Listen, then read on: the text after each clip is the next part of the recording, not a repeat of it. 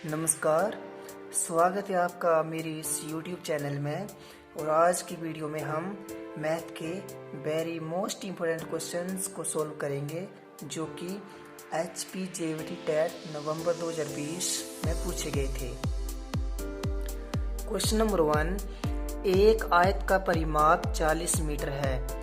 आयत की लंबाई उसकी चौड़ाई के 5 गुना से 4 मीटर कम है, तब आयत की लंबाई ज्ञात कीजिए। सबसे पहले हम लंबाई लिखते हैं और फिर चौड़ाई। यहाँ पे आ गया लंबाई और यहाँ पे आ गया चौड़ाई। क्वेश्चन में बताया है आयत की लंबाई उसकी चौड़ाई के 5 गुना से 4 मीटर कम है। माना कि आयत की जो चौड़ाई है वो x मीटर है, ठीक है, और आयत की लंबाई उसकी चौड़ाई की 5 गुना, 5 गुना x, यहाँ पे आ जाएगा 5x और 4 मीटर कम है तो 5x माइनस 4, ठीक है। और आयत का परिमाप का अब हम जो है फार्मूला लिखते हैं। तो आयत का परिमाप होता है आयत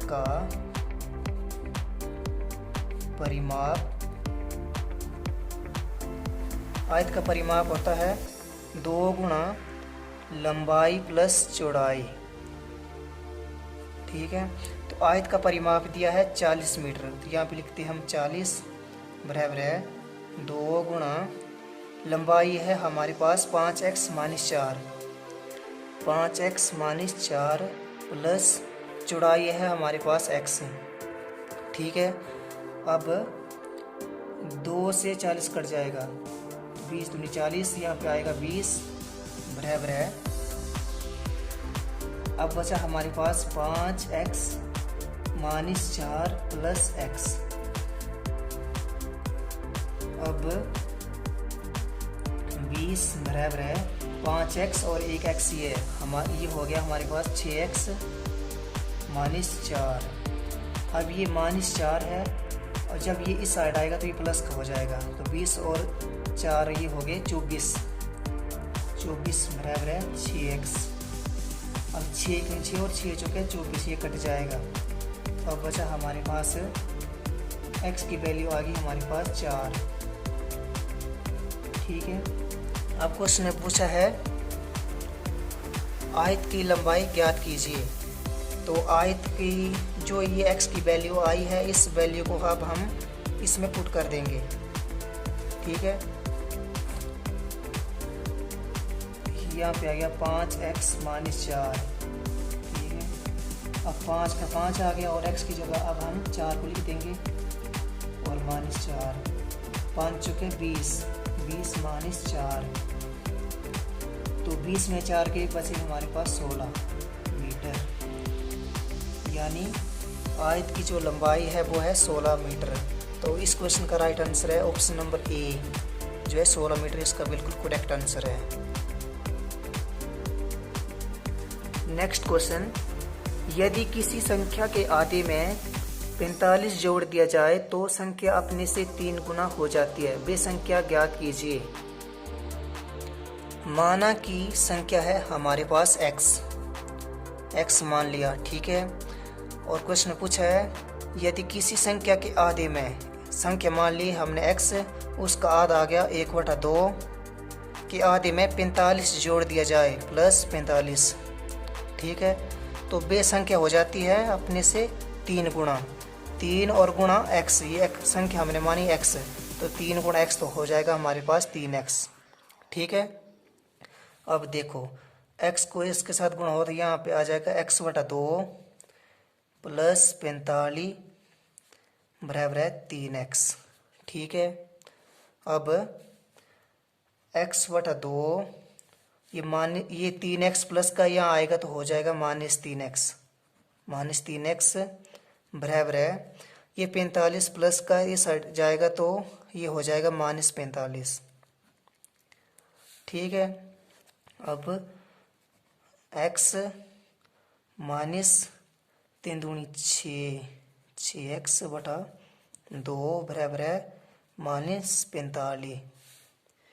अब 6x में से 1x किया तो बचा हमारे पास माइनस 5x, क्योंकि माइनस जो है वो बड़ी संख्या के साथ लगा है, बटा 2 बराबर है -45। अब ये माइनस कट गया, ठीक है। और 5 और 9 पंजे 45, ठीक है, ये भी कट गया। अब बचा हमारे पास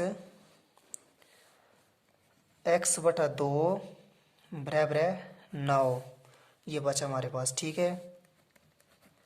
अब x यहाँ पे रहेगा और ये 9 और ये 2 जो आगे जाएगा, ये बटा में तो आगे जाएगा, ये गुणा हो जाएगा, ठीक है।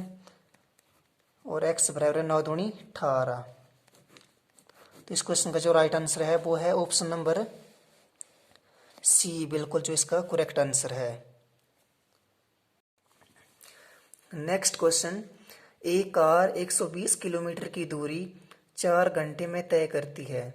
इसी कार की गति कितनी बढ़ाई जाए कि ये उसी दूरी को 3 घंटे में तय करे।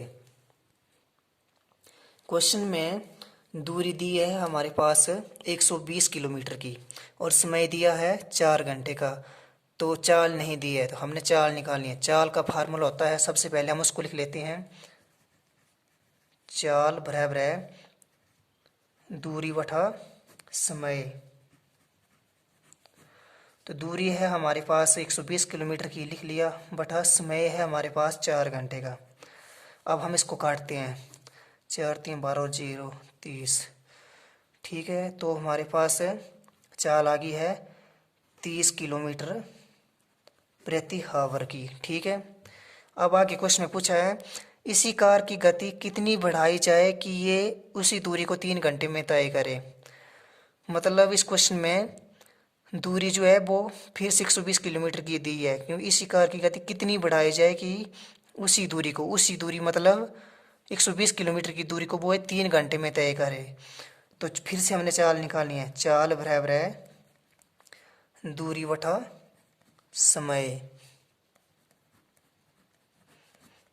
तो दूरी आ गई वही हमारे पास 120 किलोमीटर की, क्योंकि इसमें बताया है उसी दूरी को, ठीक है। और समय दिया अब 3 घंटे का। अब हम इसको काटते हैं, 4 3 12 0। तो अब आ गई हमारे पास 40 किलोमीटर प्रति आवर, ठीक है। अब हम इसको घटा देंगे, 40 में से 30 घटा देंगे, ठीक है। तो आया हमारे पास 10 किलोमीटर प्रति आवर। 40 में से 30 के तो हमारे पास बचा 10 किलोमीटर प्रति आवर, ठीक है। मतलब इसी कार की जो गति है वो 10 किलोमीटर अगर बढ़ाई जाएगी तो वे 3 घंटे में तय कर लेगा, ठीक है। इसका राइट आंसर है option number A. Next question, Suresh ने 20 किलोग्राम सेब 50 रुपये प्रति किलोग्राम की दर से खरीदे। इनमें से 5% सेब सड़े पाए गए हैं। शेष सेब उसने 60 रुपये प्रति किलोग्राम की दर से बेच दिए, तो उसको कितने प्रतिशत का लाभ हुआ। सुरेश ने 20 किलोग्राम जो सेब है वो 50 रुपये प्रति किलोग्राम के हिसाब से खरीदे हैं। तो 20 गुणा 50, 20 गुणा 50, तो ये हो गया हमारे पास 1000 रुपये। 1000 रुपये आ गया किराया मूल्य, ठीक है। मतलब उसने 1000 रुपये के सेब खरीदे हैं, ठीक है। और आगे बताया है इनमें से 5% सेब सड़े पाए गए हैं। जो 20 किलो सेब खरीदे हैं, ठीक है, उसमें से 5% जो है सड़े हुए हैं।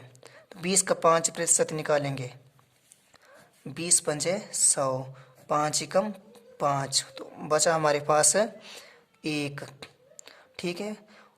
मतलब 1 kg सेब जो हैं वो सड़े हुए हैं। तो 20 में से 1 गया तो बचा हमारे पास 19 kg। मतलब 19 किलो सेब जो है हमारे पास टोटल बचे हैं, ठीक है। आगे क्वेश्चन में बताया है शेष सेब उसने 60 रुपये प्रति किलोग्राम की दर से बेच दी। जो 19 किलो सेब हैं वो उसने अब 60 रुपये के हिसाब से बेच दिए हैं। तो 19 गुणा 60, तो ये आया हमारे पास 1140, ठीक है, 1140 रुपये के ये आया बिक्री मूल्य। मतलब उसने 1000 रुपये के खरीदे हैं और उसमें से 5% जो सड़े हुए हैं तो 19 kg बचे, और जो बचे हैं उसमें से उसने जो है ये बेच दिए हैं 1140 रुपये के। ठीक है, ये आया बिक्री मूल्य।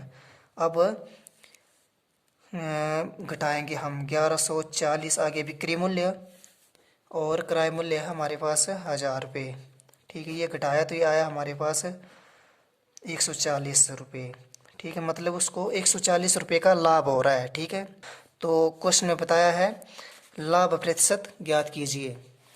तो लाभ प्रतिशत का जो फार्मूला होता है उसको लिख लेते हैं। लाभ प्रतिशत बराबर है लाभ बटा क्रय मूल्य गुणा 100। तो लाभ हुआ हमारे को 140 रुपये का, 140 बटा क्रय मूल्य है हमारे पास 1000 रुपये गुणा 100।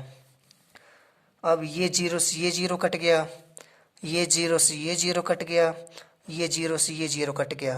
तो अब बचा है हमारे पास 14 रुपये, 14%। मतलब उसको 14% का लाभ हुआ। तो इस क्वेश्चन का राइट आंसर है ऑप्शन नंबर बी, इसका जो बिल्कुल करेक्ट आंसर है। तो इसी के साथ आज की वीडियो में इतना ही। तो आप सभी ने इस वीडियो को ज़्यादा से ज़्यादा लाइक शेयर व कमेंट करना है।